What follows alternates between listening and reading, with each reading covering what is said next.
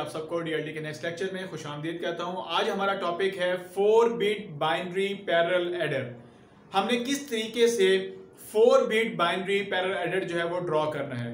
For example हम लोग ये कहते हैं कि हमारे पास दो नंबर्स हैं, इन दो नंबर्स को हमने प्लस करना है और जो दो नंबर्स हम लोग लेंगे उनमें हमारे पास 4 बिट्स यूज की जाएंगी। फॉर एग्जांपल हम कहते हैं कि एक नंबर हमारे पास ए है और ए की वैल्यू जो है वो हमारे पास है 1011 और एक हमारे पास नंबर है बी और इसकी वैल्यू हमारे पास है लेट्स से 1101।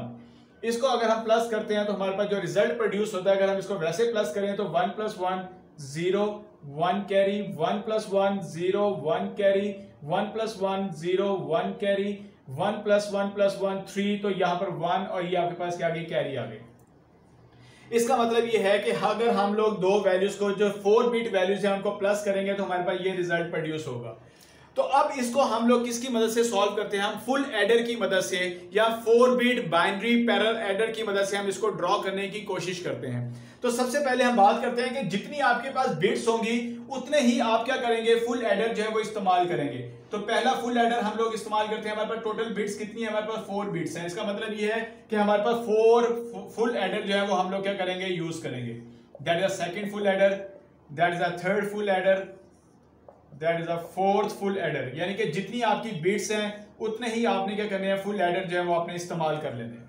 अच्छा, जब हम फुल एडर की बात करते हैं तो इसके अंदर हमारे पास 3 इनपुट्स आती हैं और हमारे पास 2 आउटपुट्स प्रोड्यूस होती हैं। इसका मतलब यह है कि एक इनपुट यहां पर आएगी, एक इनपुट यहां पर होगी और एक इनपुट हम यहां पर ले लेते हैं इसकी, that is a C in, right. और इससे हमारे पास 2 आउटपुट्स आएंगी, एक हमारे पास आउटपुट आ रही है यहां से, मैं कहता हूं दैट इज अ S0 और यहां से मेरे पास सेकंड जो आपके पास आउटपुट आ रही है उसे हम कह रहे हैं कैरी आउट। ये हमारे पास क्या आ रही है, that is a C out, carry out. तो ये जो कैरी आउट आ रही है इसको हम अगले सर्किट की क्या बना रहे हैं, कैरी इन बना रहे हैं, जस्ट लाइक दिस। अब यहां से अगर हम देखें तो ये आपके पास ए है, तो इसको मैं लिख सकता हूं कि ये जो इसकी लीस्ट सिग्निफिकेंट बिट है इसको मैंने रिप्रेजेंट किया किससे, A0 से। इसको मैंने कहा ये A1 है, ये मेरे पास A2 है, ये मेरे पास क्या है, A3 है। इसको मैंने कहा ये मेरे पास B0 है, ये B1 है, ये B2 है और ये मेरे पास B3 है। तो इसका मतलब ये है कि ये मेरे पास A0, ये मेरे पास B0, ये मेरे पास यहां पर A1 और ये मेरे पास B1, ये मेरे पास यहां पर A2 and that is a B2 और यहां पर आपके पास A3 and that is a B3। इसका मतलब यह है कि ये आपके पास कैरी आउट और ये कैरी इन। यहां से जो आपके पास सम बिट आएगी दैट इज द S1। इसका मतलब यह है कि इसको मैं कहता हूं कि ये जो मेरे पापास आउटपुट आ रही है दैट इज द S0, ये आउटपुट जो मेरे पास आ रही है S1, ये आउटपुट जो मेरे पास आ रही है S2, ये आउटपुट जो आ रही है मेरे पास S3 और ये जो आउटपुट मेरे पास आ रही है that is the C out, carry out. यहां से मेरे पास ये जो सी आउट है फुल एडर का, वो अगले का क्या बन रहा है, वो कैरी इन बन रहा है। इसी तरीके से यहां से भी मेरे पास सी आउट और ये सी इन।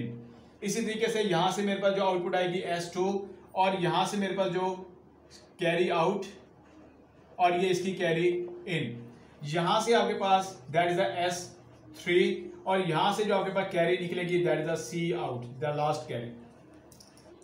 अब अगर हम लोग देखें तो ये जो पहला फुल एडर है इसमें 3 इनपुट्स आ रही हैं, 1 2 3 और 2 आउटपुट्स आ रही हैं S0 और सी आउट।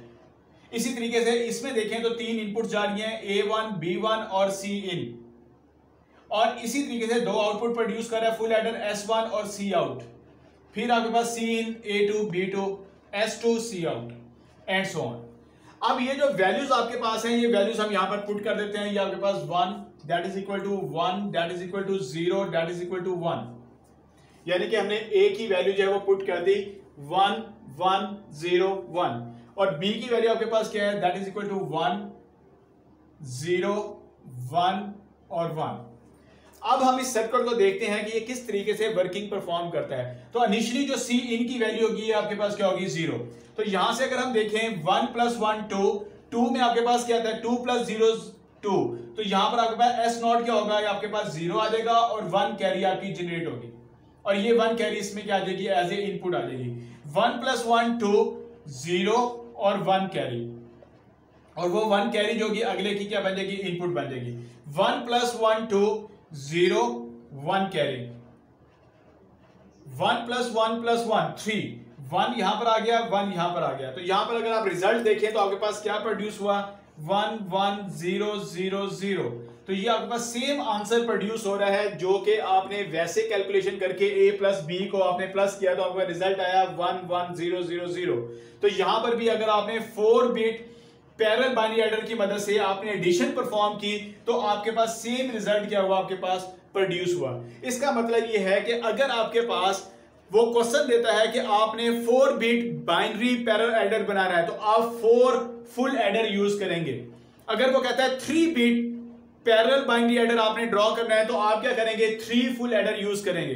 अगर वो कहता है 5 bit full adder binary parallel adder आपने ड्रॉ करना है तो आप 5 फुल एडर जो है वो यूज करेंगे। तो सिंपल सी बात यह है कि आप फुल एडर इस्तेमाल करेंगे, उसमें आपने 3 इनपुट्स देनी है, उसके अगेंस्ट 2 आउटपुट्स आएंगी, एक आपके पास सम और एक आपके पास क्या होगी, आपके पास कैरी आउट होगी। तो इस तरीके से आप अपना फुल एडर का जो बाइनरी पैरेलल एडर है वो आप ड्रॉ कर सकते हैं। आज तक के लिए इतना ही। अगर मेरा लेक्चर आपको पसंद आया तो मेरे चैनल को सब्सक्राइब कीजिएगा। अपना ख्याल रखिएगा। बहुत शुक्रिया। अल्लाह हाफिज।